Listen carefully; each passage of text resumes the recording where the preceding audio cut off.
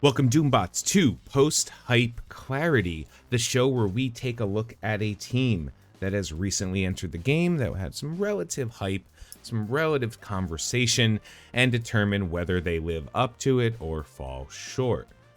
I'm Tony Scungili, and today we are going to talk about the Web Warriors. Now, about 2 months ago, the Web Warriors were leaked, spoiled, shown, etc., and we had our time to have opinions on it. There's a lot of opinions from a lot of different players across the game. These guys are the new Wakandans. Why would I need a new bio team when the current team works well, etc. And the truth of the matter is, all of those concerns were valid, because you can look at a character's kit, you can kind of get an idea for their stats.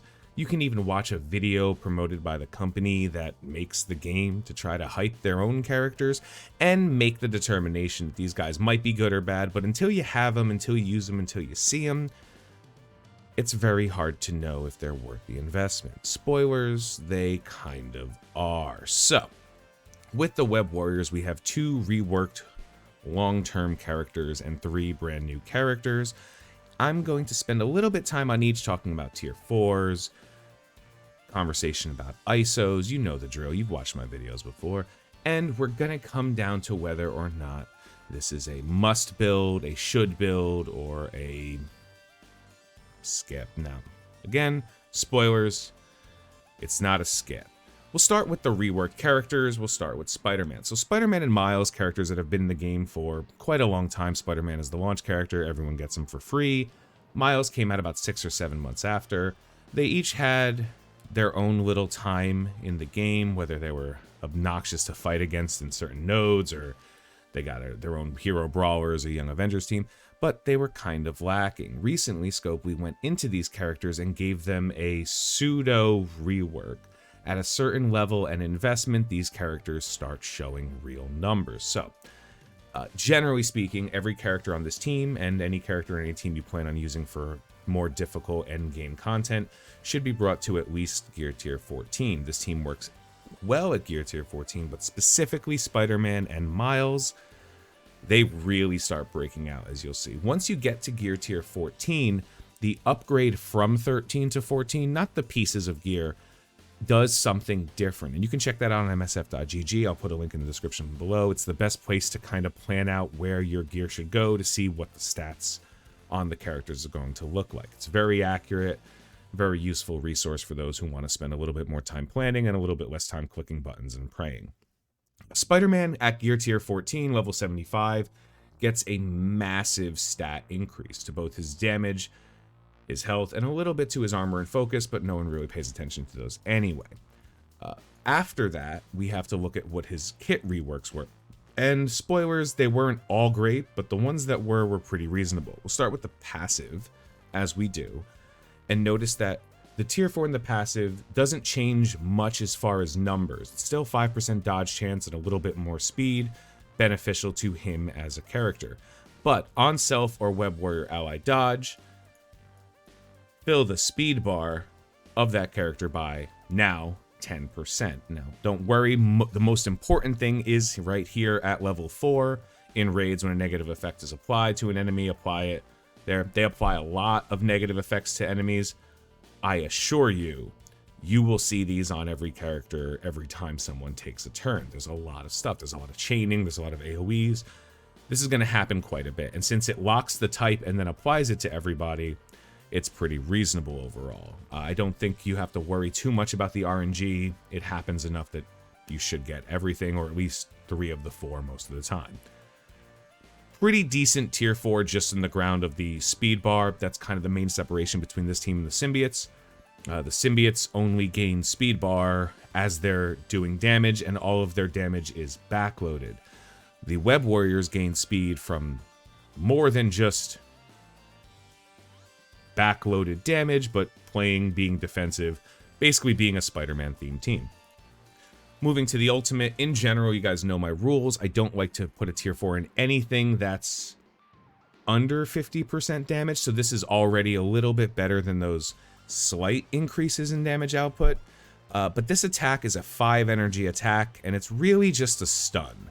the amount of damage it does doesn't make too much of a difference to when and where you're going to be using this attack. The extra 100% focus is basically irrelevant when we have characters that do like 20,000 extra focus on an attack or stuff, but it's nice to see, and the slow is always there. So the only thing for this tier 4 is a little bit more damage. It's not necessary, but definitely if you see that you don't have the investment or red stars or regular stars on the character, you might be able to convert a little bit more damage out of it if you need to. This is probably one of the more skippable tier 4s the team has. Web Slinger, on the other hand, a little bit less skippable. Now, not because of the damage. Again, 10% damage to the attacks don't make a big deal. But chaining to 5 adjacent targets, the extra target, is relatively important for some reasons. And then the extra 50% drain going from 100 to 50 will really help keep this character alive where necessary. Now, is it going to be necessary all the time? Probably not. The team has a lot of self-sustain, but it can't possibly hurt. To me, that extra chain is an extra application of defense down and slow, and that combines to more buffs to everybody because of how Spider-Man's passive works. This is a phenomenal option, especially in raids where they start clustering characters together and you can get a pretty decent number of attacks. The fact that this attack cannot be counterattacked means if you pick your targets right, everybody's getting a ton of buffs. Moving to Agile Attack, most of the time I would recommend putting a passive on a team that does a lot of assists or anyone who has Striker just to get that extra damage out of it. Since generally speaking this team doesn't need a Striker, unless you have Striker on him, this is a very skippable attack. The 50% damage does hit the requirement for, like, it's reasonable, but you're probably not going to be using the basic all that often, especially with a 3 energy special that's a little bit more impactful. It doesn't put a negative effect, but it does chain, so it's a nice little bonus damage. Unfortunately, this 10% chance to increase evade goes to 60 and 80. Neither of those are 100. Neither of those are a noticeable difference on the basic that you're not using too often. I would comfortably recommend to as many people who will listen that it's probably in your best interest to skip this one. Again, your mileage may vary. You might need that little bit extra push, but I don't think the difference between 7 out of 10 and 8 out of 10 times getting that evade is relevant, especially when the rest of the team does so well at what it does. Probably skippable. I'm not going to really go into ISOs again until 8, so let's get out of Spider-Man and into Miles. Miles, very similar to Spider-Man. Now, you can tell my Miles is only 13 right now because he takes a gear piece that I am not going to spend money on. I'll wait until I get it. And also, he's pretty reasonable on the team, and as far as characters are concerned, he's probably tied for 4th place in the most relevant. That doesn't mean he's irrelevant, it just means that there are 3 characters that do a little bit more. Spoilers, the 3rd was regular Spider-Man, and nobody on that team is better than Scarlet Spider. So we'll get into that in a second. Miles, as a character, again, when he gets to 14, he gets a hidden buff. This number goes from 16k, ignoring the silly damage numbers here. Once you get this all up, this will go to like 16.4. The second you click that upgrade button in the middle, it blasts right off to 23,000 damage. And again, that's my particular Miles. You can check yours on msf.gg to see what'll happen. But going from 13 to 14, not just the gear, but the button itself and having the circle change is a huge stat increase for this character. How does he use those stats? Well, as you can see, I don't think it's necessary, but we'll talk about them anyway. So we start with the passive. I can tell you in all certainty, this passive isn't a great use of 200 tier 4s. On turn, apply defense down to a random target. That happens no matter what. It's literally right here. If that target already has defense down, gain offense up again instead. That's just for Miles. I promise you he will have offense up just from the application of the defense down or one of the other previous characters, you know, using Spider-Man's passive to put offense up or defense up on one of the symbiotes. This is a, I don't want to say a wasteful tier 4, but it really doesn't change how he or the entire team operates. I think you can do a lot better with 200 tier 4s than this, so this is definitely one of my recommended skips. Moving to the ultimate, the 30% damage increase is not a high margin. It goes from 230 to 260, so I don't think that's relevant. But the application of disrupteds going from 1 extra target to 3 extra targets, that might be relevant to you. Now, it always applies disrupted for 2 turns to the guy who is the target. And then it's a random pool. So I don't think it's very relevant in my play to use these characters and get multiple disrupts out, especially if I don't get to choose the disrupts. But if you do feel the need to get past, you know, a taunter and land a disrupt on somebody who's somehow not going to die before the next turn cycle starts, this is a justifiable tier 4. It also does have a little bit extra value with Spider-Man's passive. That's 3 extra characters. That's 3 extra triggers of the application of a buff on the team. Use your tier 4s that make sense to you. To me, this doesn't really make sense. And that 30% damage is not quite noticeable, even with his damage stat increase. Your mileage may vary. Do what you got to do to beat the nodes, you know? Moving to Venom Shock, this is again another one where the damage output isn't great. It's a 4 energy attack, so you're not using it all the time, but it's still pretty reasonable. And the extra slow, the extra turn of slow, it's not doing too much, for me anyway. That said, if you need a little bit more damage output on the character, this isn't the worst. I just don't think that the 2 turns of slow instead of 1 turn of slow plus prolonging all negative effects, of which slow is 1, is going to make too much of a difference. This is an easy way to save 220 resources on a character whose basic job is to facilitate power between the rest of the team and specifically Spider-Gwen. We'll see more when we look at her. This is a good and reasonable tier 4. This is a tier 4 some people may already have because of how the Young Avengers work. Now, this character is the only character on the team that is reliably doing assists. That's because he's called to assist from Ghost Spider-Gwen. So if you want to get a little bit more damage output, not only is this a decent way to do it, if you still have him on Striker or Skirmisher from the assist rule, which I'm using obviously, this is not a terrible tier 4. That said, it is only 40% damage to the primary target, and it doesn't change how the ability works, which is clearing positive effects. Yes, I know if you use Striker on him, he can hit twice and clear 6 positive effects, or I think it's 5, because I don't think it's 3 on the assist. Either way, your mileage may vary.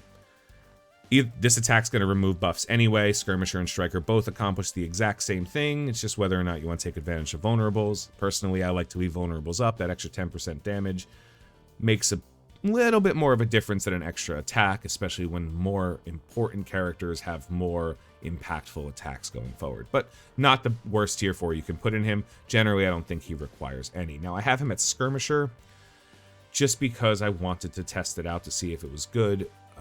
As we go into the ISO full conversation, you'll hear a little bit different part of the conversation.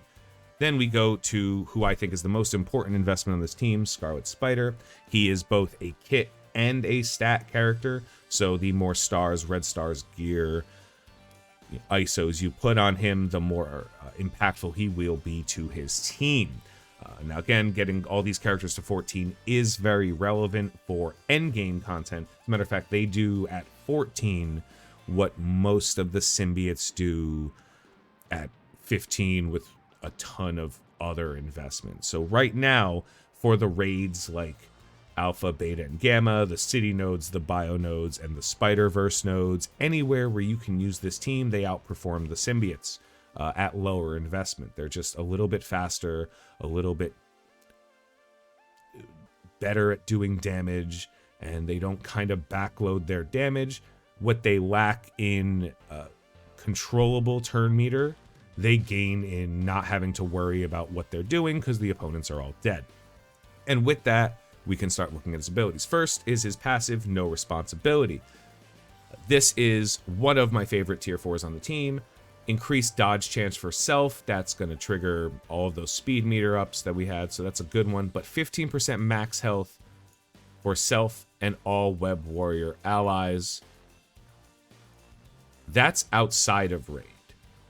That it helps in raid, obviously, but that's everywhere. So if you are using this team somewhere else, not great in other places, but if you are, that is still a general increase in health. It's also very relevant to his unsuccessful attack by any web warrior. He'll sell for 1 or 3% depending on where you are, especially in Dark Dimension stuff.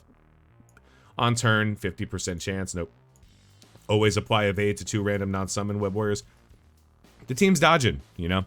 It's one of the reasons why we're skipping a lot of the tier 4s on Spider-Man. They're doing their best on spawn. This tier 4, the only thing that makes a huge difference is this, and I think it's enough that 15% health, especially on newer characters that not a lot of players have had the opportunity to get high stars, high red stars on. You know, most of these guys are going to be just unlocked, like 3-star, maybe a couple red stars. Not a lot of people are going to have 4 or 5s. Even higher is less ridiculous. It's a good tier 4 investment, and it really makes the team come together. Clone Crush is a 60% damage on all attacks. This is a pretty reasonable attack. In raids, it does everything, but this just increases the damage. As he is one of the better damage dealers on this team, this isn't the worst tier 4 you can spend. It is a massive AoE for 300% damage when all is said and done. It does, however, cost 6 energy. You're not supposed to expect to do this a lot of time, so if you want to save this as a shut up everybody and die, not a bad tier 4, but it can be skippable for most of your investments, especially as you're trying to get through the most important ones. And as a reminder, my spreadsheet has all of the most up-to-date recommendations for when to invest in tier 4s, ISOs, etc., and that is also going to be linked in the description below. I think web impact is a very impactful, pardon that, tier 4, 40% damage is good, but prolong the duration of 3 random negative effects on each target instead of 2 random negative effects. That's another additional trigger on a lot of effects that happen that extends pretty much everything except, of course, ability block, stun, and trauma. That's the one downside to this character. I don't think this is a necessary tier 4. You can absolutely skip it, going from 2 random effects to 3 random effects, especially since ability block, stun, and trauma already don't count as effects on the character. I don't think it's very relevant. It is a 4 energy attack. You will be using it a little bit more frequently. It does chain, so it's a little bit extra damage to everybody. The more damage they do, the better off they are. I think you can skip this. I think I jumped the gun a little bit on it, but probably a little bit better investment overall than the ultimate, so I don't regret it, but there might have been a couple of tier 4s. If I was running low on tier 4s, I wouldn't recommend putting it in this, but it is a pretty decent one. Last, we have Scarlet Devastation, just damage. That's it. Overall, I have him at Raider, mostly because he gets crit damage and grants crit damage to the entire team. It's also why I have most of them recommended as Raider. I don't think you have to take advantage of the vulnerables. I think that you don't have to worry about removing buffs or, you know, replacing buffs on a character or double attacking a character when they're all dead anyway, and vulnerables do increase the amount of damage by 10%. I'd rather just everybody crit and kill than worry about trying to play a long game. That might be different in the future, but for right now, for anywhere where you would use these guys, all Raider is the best or the easiest option, and you can kind of move back. So he at Raider just makes the most sense on its own. I've seen a lot of people put other stuff on him. I don't recommend it. I think Raider is the way to go on him, especially as you got to get these guys to ISO blue to use them in Doom Raid. Let's not get cute with it, you know? Then we move to Ghost Spider. She is the second most important character in this team, and it was close for a while. I didn't know if she was better or worse than actual OG Spider-Man's rework. And then I used her, and it's pretty apparent why she's impactful. Now we'll start with same rules, gear tier 14, level 75. I do have her at Raider. I tried Skirmisher on her, wasn't that good, didn't help as much. I tried Striker on her at the lower tiers, didn't make too much of a difference, and we'll see why in a second. Let's start with Percussive Punishment. All this does is increase, it says 100% damage and 10% dodge chance. That's all it says. I'm about to show you what that means. So, that 10% dodge chance is great. It goes from 15 to 25. The damage to the raids team is Web Warriors. Obviously, this is great, but you don't need that tier 4 for that. The tier 4 only gives 100% damage, and that is, ta-da, right here. When an enemy attacks a Web Warrior ally, Attack that enemy for 250% damage. Now, that goes from 150 to 200, and that's happening a lot. Basically, you're guaranteeing extra damage in when your characters aren't even taking turns. And if the character dodges the attack, this attack will trigger. Unlike characters like Black Bolt or Kestrel or Deathpool, it doesn't queue them up. Like if an AoE attack happens, she's not just gonna like machine gun them down. It's basically whenever any enemy takes an attack, she does a counter attack to that character. The more damage it does, the more damage you're outputting. It's free damage, for lack of a better word. Like you're getting it just for being present in the fight. And obviously, like I said, if they dodge, if it doesn't stick, if it doesn't mean anything, it doesn't matter, because she's going to hit them anyway. The attack happened. Everything else on this isn't relevant for tier 4s, but it is nice to see that Miles gets stealth from her. So they have a really cute little synergy together. Makes them reasonable. Miles kind of makes her stronger and more valuable, but she makes Miles like incredibly useful. So that's a nice setup. Moving to the ultimate, attack all enemies. It's a 50% damage increase, which is the absolute least amount of damage I consider as a relevant damage number, but spread all negative effects from the primary target to all secondary. This will not spread stun, ability block, or trauma. I get stun and I get trauma. The ability block one kind of irks me a little bit. That's usually what I want to spread where it comes up, but I get how the team works, and the truth of the matter is it doesn't make too much of a difference. But the overall damage output and spreading all negative effects instead of 3 tends to be relevant when your team is putting a ton of negative effects up. It's a good tier 4 investment.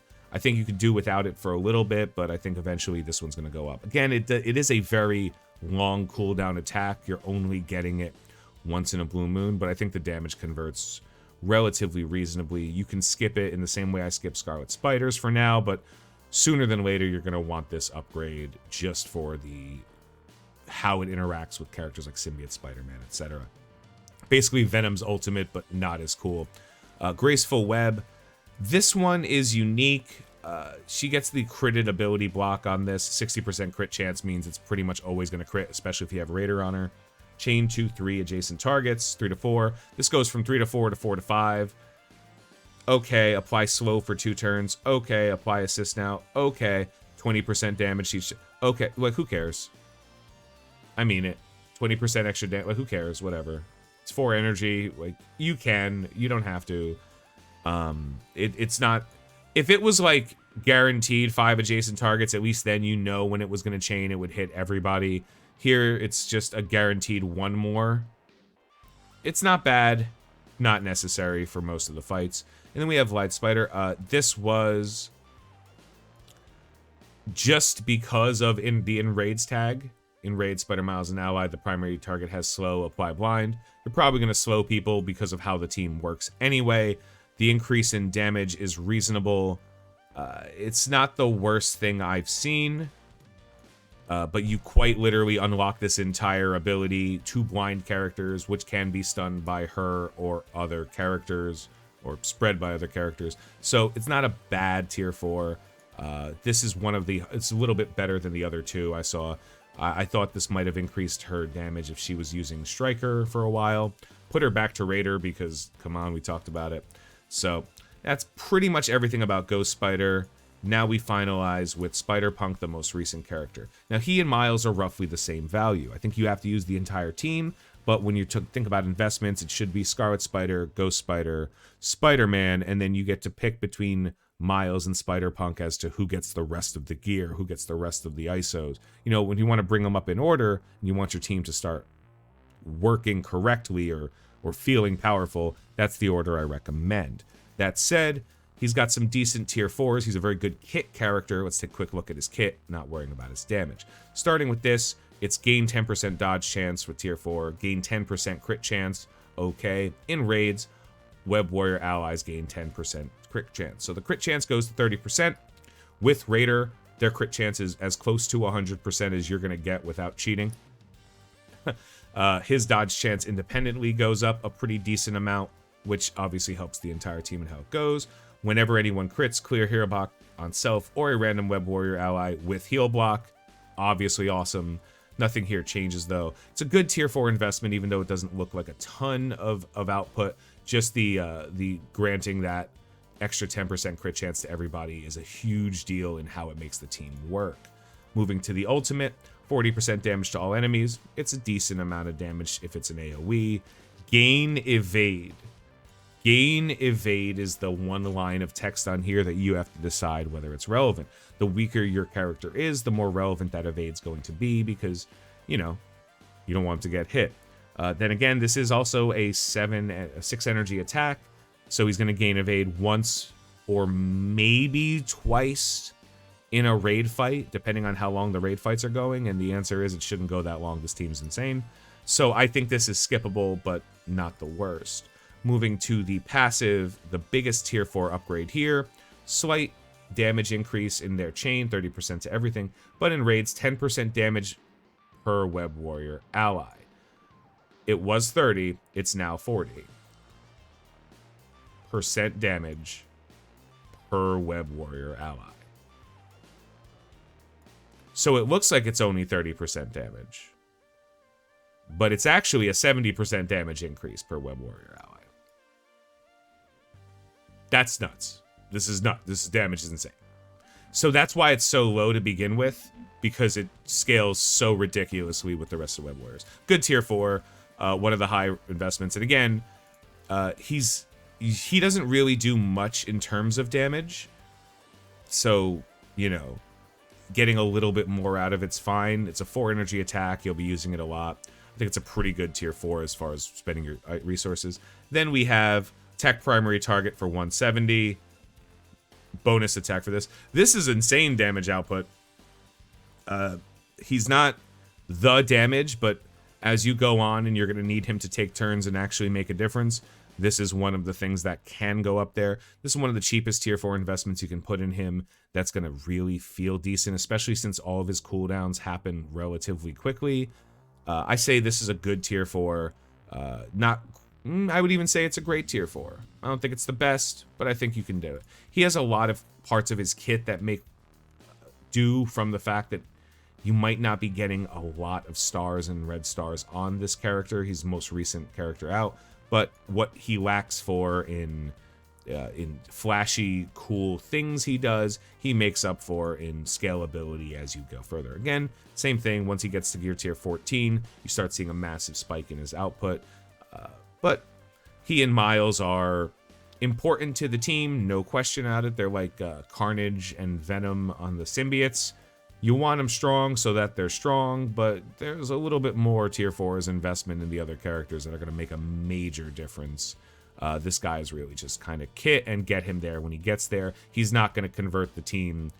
You know, if you started working on him as the strongest character, then once in a while he'd do his attacks, he'd hit for really hard, and then the rest of your team wouldn't have the sustain or the survivability that they would if they invested in Scarlet Spider and Ghost Spider. So that's it for the Web Warriors. Now, just a quick talk on the ISOs. These are 4 brawlers and a controller. I do think that Raider across the board is right. You don't need to take advantage of the vulnerables. It'll work itself out, I promise. But, hey, you do you, boo-boo. I think Skirmisher on Miles is adequate because it's kind of okay to get that little bit extra boost from Ghost Spider. He is going to get a couple extra attacks in from her abilities. I think Raider would just be fine. Striker, if you want to leave it on, is fine. He does do damage. Everyone on this team does a ton of damage. So what you're looking at after you see that they all do a ton of damage, don't worry about who does the most.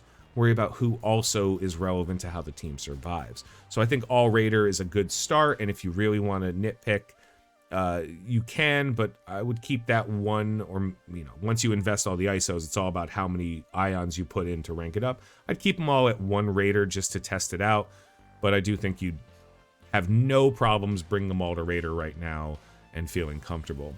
As for the most important part, comparing them. Alpha, Beta, and Gamma raids is where not Alpha yet, but Beta and Gamma raids is where I've been able to test this team out. And I have a roughly 600 something K symbiote team. They're all gear tier 15. They all have high red stars. They're all 7-star. They're all gear tier 15 from, I said that, you know, they have decent ISOs because of Doom raids, and, you know, they're good at what they do, but they're kind of slow. They're like a diesel engine. Once they get rolling, they start doing it, but they don't really convert on the clock that well, especially when I'm doing Doom 2 and further stuff. Now, I haven't been able to bring these guys into Doom 2, but I have been able to use these characters in Gamma 3, Gamma 4.3, and Beta any bio node, and I can tell you that weaker than they are here, they were doing well. Like when I just got SpiderPunk, they were doing well. Now, the nodes aren't even. Like I don't even worry about, you know, clicking on auto basic to save energy. It doesn't matter. What they do as a team, how fast they are, how quickly they convert turns into damage is insane. They lived up to the hype. That said, if you currently, whatever you're doing right now, if your symbiotes can currently do it, I'm not recommending that you ignore this team, but maybe take that opportunity to slowly work on the independent characters you want to bring this team up over the next month or two, as they are bio-geared characters. It's going to be difficult, and work them up in a way where they can all be used. Farm your ISOs if you haven't been, get them ready to go. If you're currently able to do what you need to do without the Web Warriors, then you just bought yourself a little bit more time in having to invest in these guys. If your symbiotes are not quite gear tier 14, you know, if they're not quite as invested, then even with these guys' lower star count than you might have on the symbiotes, they're going to perform. They're going to outperform the symbiotes. I've been saying it's about 30%. What does that mean? That basically means if you had a 100k symbiote team, you know, 500k symbiote team, and a 300k Web Warriors team, the Web Warriors team would probably be able to do what the symbiotes do. Now, that said, I don't think it's exactly 30%, but generally speaking, if there was a ton of tier 4s you needed on one team, they don't need as many. If there was a lot of gear you needed on one team, they don't need as many. The one upside to this is that Ghost Spider doesn't take Oz formula, so that's a little bit of a reprieve. It also takes from the symbiotes, so if that's an option you're making, probably try to work on this team to the best of your ability if you can. That's pretty much it for raids. I do want to get one little touch on for other game modes. Now, I'm seeing a lot of people talking about using some or most of these characters for Dark Dimension city nodes. Now, generally speaking, I do recommend to all players that you don't worry about which characters are good in Dark Dimension. You worry about which characters are good in the game and usable in Dark Dimension, and you apply them accordingly. For example, there's no amount of time or effort in the world that would make justifying, you know, the Pimtech team a worthwhile investment for Dark Dimension. But you can justify Ghost because she's really good in Dark Dimension, and she's got a little bit of value outside of that, as well as like stature, etc. So I know a lot of people personally have been using Scarlet Spider, Ghost Spider, or some combination of the, you know, Scarlet Spider and somebody else to run through Dark Dimension 5 right now, or talk about Dark Dimension 4. And I'm just going to say it because someone has to. Symbiote Spider-Man and Anti-Venom are significantly better at Dark Dimension, just those two characters, than any combination of two characters of the Web Warriors. It's just how it works.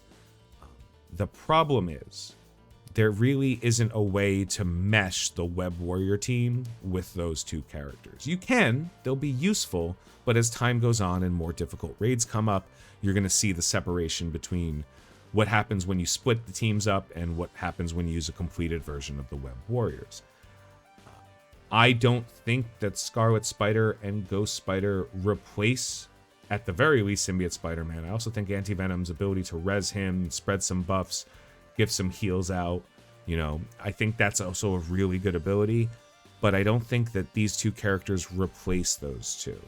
This is really going to come down to your roster. If you don't have either of them at a high investment, any of these characters, yeah, it's probably a better use of your resources to bring up Scarlet Spider and Ghost Spider first. Or you can bring up the characters that you know for a fact are going to beat Dark Dimension, and then use the reward resources to bring up these characters. That's completely up to you. Like I said, I always recommend working on characters that aren't just good in one game mode, but good in as many game modes as possible. Scarlet Spider, Ghost Spider, basically the entirety of the Web Warriors, what they lack in their ability to do outside of raids, they make up for with their ability to make raids trivial right now. But I don't think this team makes too much of a difference outside of raids. You can even see with most of their kits, they lose so much value on war offense or defense. You know, they lose so much value on RTA. They lose so much value in blitzes, whatever. So they don't gain all of the power that makes them amazing outside of the game mode. But that said, it's not unreasonable to think that you can get some value out of them. I just don't want you to fool yourself or be fooled by somebody else into thinking that this team solves all of your problems, unless all of your problems are, I can't beat the bio nodes of Doom 2.3. So that's everything regarding the Web Warriors as far as the post-hype clarity. It was a good choice to work on them. It was a good choice to invest in them, and it will continue to be a good choice to work and invest in them. Next one of these is going to be covering the Ravagers after T'Challa comes out, so stay tuned for that. Hopefully this was helpful. Have a good night, everybody. Have a great day. I've been Tony Scungili, and I will catch you later.